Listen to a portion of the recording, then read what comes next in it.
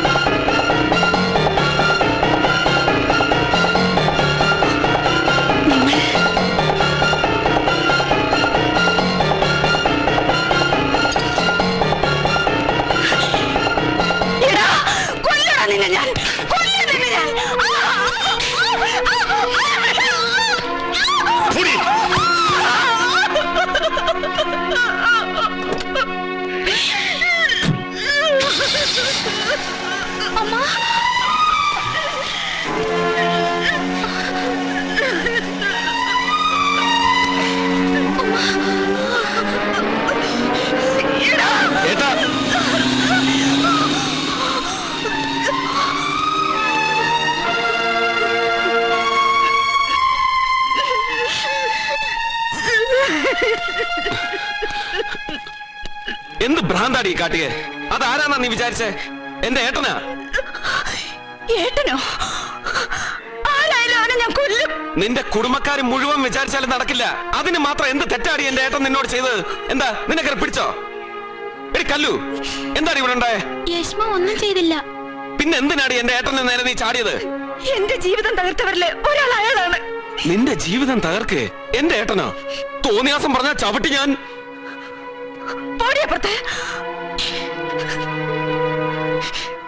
നിങ്ങൾ എന്നോട് ചോദിച്ചില്ലേ എങ്ങനെ Nelliyampathy കാട്ടിലെത്തിയെന്ന്?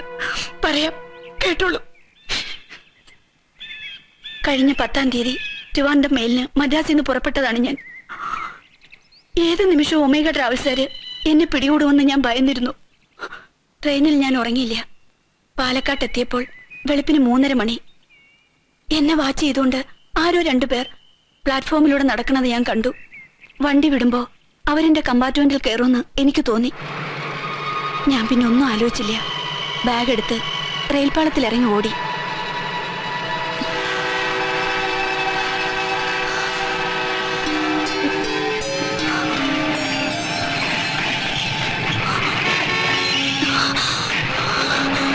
Stop, stop, please stop.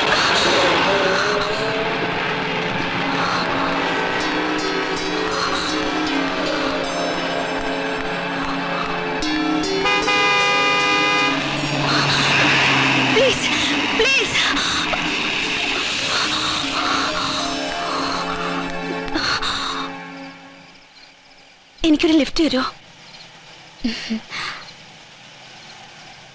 പാവം, കൊണ്ടുപോകല്ലേ? ആ, നിന്റെ ഇഷ്ടം. കേറിക്കോളൂ.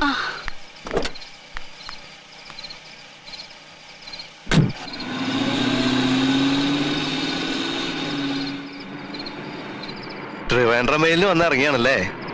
അതെ. എങ്ങനെ മനസ്സിലായി? വെറുതെ ഊഹിച്ചുന്നുള്ളൂ. എങ്ങടാ പോണേ? തൃശ്ശൂർക്ക്. പിന്നെന്താ ഇവിടെ ഇറങ്ങിയേ? പറയാൻ ബുദ്ധിമുട്ടുണ്ട്, പറയണ്ട. എന്താ പേര്? ലക്ഷ്മി. അതൊരു അഡ്ജസ്റ്റ്മെന്റ് പേരാന്ന് തോന്നുന്നു. സാരില്ല, വിളിക്കാൻ ഒരു പേര് വേണം, അത്രല്ലേ ഉള്ളൂ.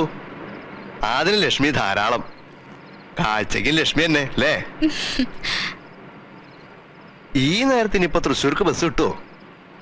എന്നെ ബസ് സ്റ്റാൻഡിൽ ഇറക്കിയാൽ മതി, ഞാൻ അവിടെ വെയിറ്റ് ചെയ്തോളാം. അതൊരു മര്യാദകേടല്ലേ? ഞങ്ങളുടെ വീടും പാലക്കാട് തന്നെയാ. നേരം വിളിച്ചാകുമ്പോ കുളിച്ച് ഫ്രഷായി കാപ്പിയൊക്കെ കുടിച്ച് ബസ് സ്റ്റാൻഡിൽ കൊണ്ടു വിടാം. എന്താ ചേച്ചി? അയ്യോ, അത് വേണ്ട. അത് മതി. ഒറ്റയ്ക്കൊന്നും അല്ലല്ലോ, ഞാനില്ലേ കൂടെ. പിന്നെന്താ?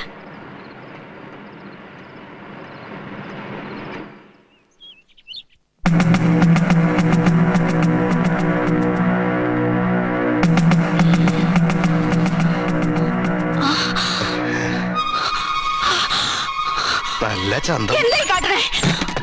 എന്തിനാ പേടിക്കണേ? ഇന്നലെ രാത്രി ഒട്ടും ഉറങ്ങിയില്ല അല്ലേ? നേരം എന്തായിന്നാ കരുതിയേ? 10 മണിയായി. നിങ്ങൾ എന്റെ മുറിയിൽ നിന്ന് പുറത്തു പോണം. ഇത് ലക്ഷ്മിയുടെ മുറിയല്ലല്ലോ, എന്റെ ബംഗ്ലാവല്ലേ. എന്റെ ബംഗ്ലാവിൽ വന്നിട്ട് എന്നോട് ഇത്തിരിയെങ്കിലും സ്നേഹം കാട്ടാണ്ട് പോണത് ശരിയാണോ? ഇത് ചതിയാണ്. ഞാൻ ബഹളം ഉണ്ടാക്കി നാട്ടുകാരെ അറിയിക്കും. ഇവിടെ മയക്ക് കെട്ടി ബഹളം ഉണ്ടാക്കിയാൽ പോലും നാട്ടുകാരറിയില്ല. ഈ 25 ഏക്കറിന്റെ ഉള്ളില് ഞാനും ജെസിയും ഈ ലക്ഷ്മി മാത്രം. തൊട്ട പിന്നെ ഞാൻ ജീവിച്ചിരിക്കില്ല. ഇവിടെ കിടന്ന് ചാവും ഞാൻ. എന്തിനാ ഗംഗേട്ട ആ കുട്ടിയെ പേടിപ്പിക്കണത്? ഇതൊക്കെ ഈ ഗംഗേട്ടന്റെ ഓരോ തമാശയാ. ഗംഗേട്ടൻ പോ അപ്പുറത്ത്. ലക്ഷ്മി കുളിച്ച് റെഡിയായി പോട്ടെ. ചെല്ലേ. ഓ, നിങ്ങള് പെണ്ണുങ്ങള് തമ്മിൽ ചേർന്നപ്പോ ഈ ഉള്ളവൻ ഔട്ട്.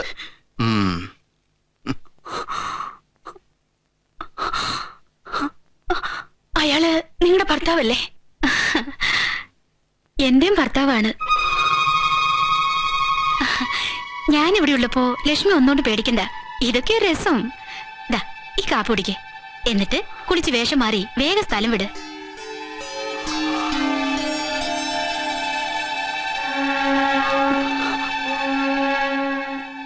എങ്ങനെയുണ്ട്? കയ്പുണ്ടോ? എനിക്ക് കാപ്പിക്ക് ഇത്തിരി കടുപ്പം കൂടുതൽ വേണം.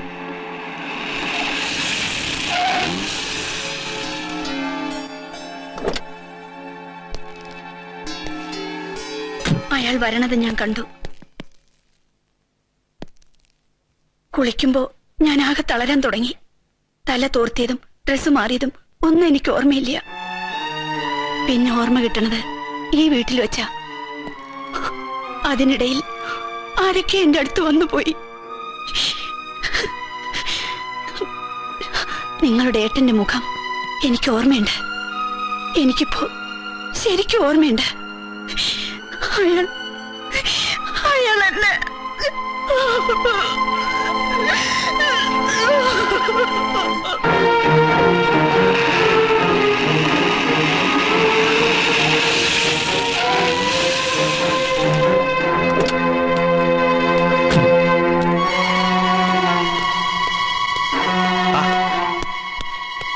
നായിന്റെ പോനെ ആ പെണ്ണ് രഘുവിന്റെ ബംഗ്ലാവ് ചെന്ന് പെട്ടിരിക്കുന്നു. എന്താണത്? ഏത് പെണ്ണ്? ഏത് പെണ്ണെന്നോ? സൗന്ദര്യലക്ഷ്മി, മഹാലക്ഷ്മി എന്നൊക്കെ പറഞ്ഞ് നീ എന്നെ കൊണ്ടുപോയി കുടിക്കൊരു പെണ്ണില്ലേ, ആ പെണ്ണ്. അവളോ? അവളെങ്ങനെ അവിടെ എത്തി? അത് തന്നെയാ ഞാനും ചോദിക്കണേ. ഹേയ്, താൻ ചൂടാവാതെ സമാധാനിക്ക. എന്ത് പ്രശ്നം ഉണ്ടെങ്കിലും നമുക്ക് സോൾവ് ചെയ്യാലോ. രാമാ, എടോ, അന്ന് ആ പെണ്ണിനെ എവിടെ കൊണ്ടിട്ടത്? എന്താ മരിച്ചു സാർ? മരിച്ചിട്ടൊന്നുമില്ല. എവിടെ കൊണ്ടിട്ടത്? നെല്ലിയാമ്പലയില്. അതെന്തിനാ അവിടേക്ക് കൊണ്ടുപോയത്? സാറല്ലേ പറഞ്ഞേ ഇത്തിരി ദൂരത്ത് കൊണ്ടിടണോന്ന്. കുഴപ്പമായോ സാർ? കുഴപ്പമൊന്നുമില്ല, താൻ പോയിക്കോളാ.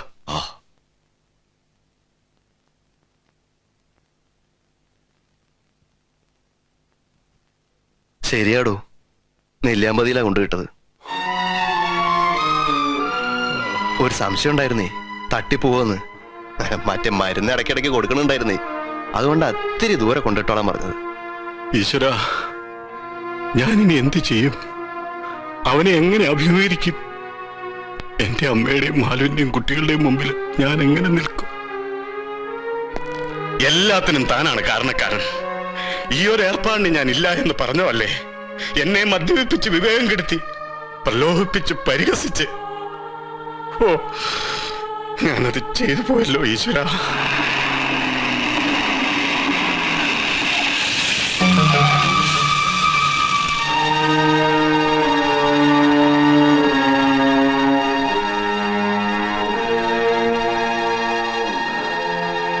ഇപ്പൊ ആശ്വാസം തോന്നുന്നുണ്ടോടാ? എന്നാ എണ്ണീറ്റ് വാ. എന്ത് അസുഖം ഉണ്ടേലും നീ ഇങ്ങനെ കിടക്കാറില്ലല്ലോ. എണ്ണീറ്റ് വാടാ. അമ്മയൊന്ന് പോകാമോ? ഞാൻ ഇത്തിരി മനസമാധാനായിട്ട് കിടന്നോട്ടെ. എന്താ നിനക്കിപ്പോ മനസ്സമാനക്കേട്? എന്താടാ? ഒന്നുമില്ല. ഓ, ലേഖ പിണങ്ങിയിരിക്കുകയാണെന്ന് പറഞ്ഞിട്ടാ? അതൊന്നും അല്ലമ്മേ. മനുഷ്യനായ പല പ്രശ്നങ്ങൾ ഉണ്ടാവില്ലേ? പറയേണ്ടതാണെങ്കിൽ പറയും.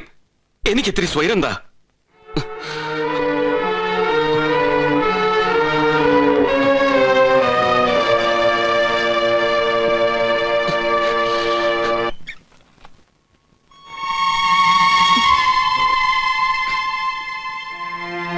എന്താ, പേടിച്ചു പോയോ?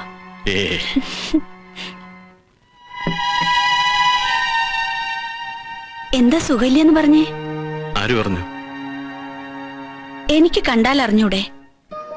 രവി പറഞ്ഞു ഏട്ടന് തലവേദനയാന്ന്. അതല്ല, ഹരിയേട്ടന്റെ മനസ്സില് എന്തോ വിഷമമുണ്ട്. എന്ത് വിഷമം? വിഷമമൊന്നുമില്ല. എന്നോട് നുണ പറയണ്ട. 16 വർഷമായില്ലേ ഞാൻ കാണാൻ തുടങ്ങിയിട്ട്. ഈ മുഖം ഒന്ന് മങ്ങിയാല് എനിക്കറിയാം.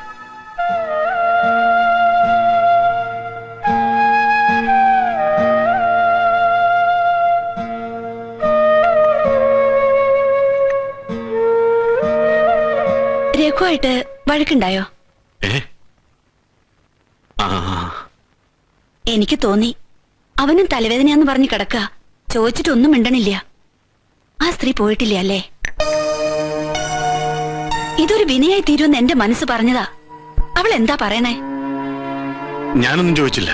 കണ്ട തേവടിച്ചികളെ കൊണ്ട് പാർപ്പിച്ച് സംരക്ഷിച്ചിട്ട് ഇനി അവരെന്തൊക്കെയാ പറയണേ, ഏതൊക്കെയാ പറയണേന്ന് എങ്ങനെ പറയാൻ പറ്റും? എന്തും പറയാൻ മടിക്കുവോ? പിടിച്ചിറക്കി വിടായിരുന്നില്ലേ അവളെ? മലു, അവൻ ഒറ്റയ്ക്ക് താമസിക്കുന്ന വീടാണ്. ഒരു സ്ത്രീയെ ഞാൻ അവിടെ ചെന്ന് ബലായിട്ട് പിടിച്ചിറക്കി വിട്ടാൽ ആളുകൾ എന്തൊക്കെ പറയും? പിന്നെ തല ഉയർത്തി നടക്കാൻ പറ്റുമോ?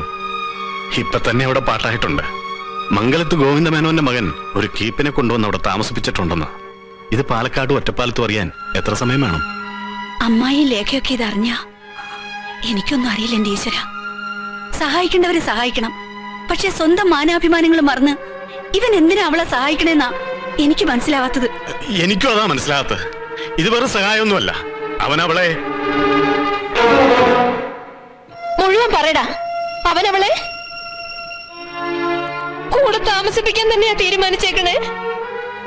അമ്മേ, ഒരിക്കലും അങ്ങനെ ആയിരിക്കില്ല. നമ്മുടെ രഘു അങ്ങനെ ചെയ്യുവോ? പിന്നെ എന്തിനാടി അവൻ അവളെ അവിടെ താമസിപ്പിച്ചേക്കണേ? രക്ഷപ്പെട്ടു പോയി എന്ന് പറഞ്ഞിട്ട് എനിക്കൊന്നും മനസ്സിലാവണില്ല. സത്യം എന്താടാ? എന്നോടൊന്ന് തുറന്നു പറ. അമ്മേ, കരഞ്ഞു വെറുതെ ബഹളം ഉണ്ടാക്കണ്ട. സത്യം അസത്യം ഒന്നും അന്വേഷിക്കണ്ട. നമുക്കിത് ആരും അറിയാതെ ഒതുക്കി തീർക്കാം. ഇല്ല, അങ്ങനെ ഒതുക്കിയാ തീരുമൊന്നുമില്ല. പിന്നെ എന്താടാ നീ വിചാരിച്ചേക്കണേ? കൂടെ പൊറപ്പിക്കാമെന്നോ? ഇരു ചെവി അറിയാണ്ട് ആസത്തിനെ പറഞ്ഞു വിട്ടില്ലെങ്കിലുണ്ടല്ലോ, പെട്ടെന്ന് സാധിച്ചു ഒന്നും വരില്ല. എന്തുകൊണ്ട്?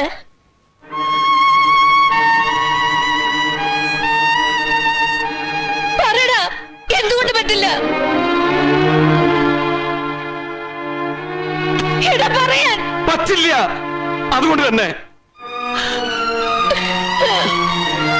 അവൻ പറഞ്ഞു കേട്ടോടാ, ഇവൻ എങ്ങനെ ഈ കുടിക്ക് ചെന്ന് പെട്ടു? എന്താ അവിടെ പ്രശ്നം അമ്മേ?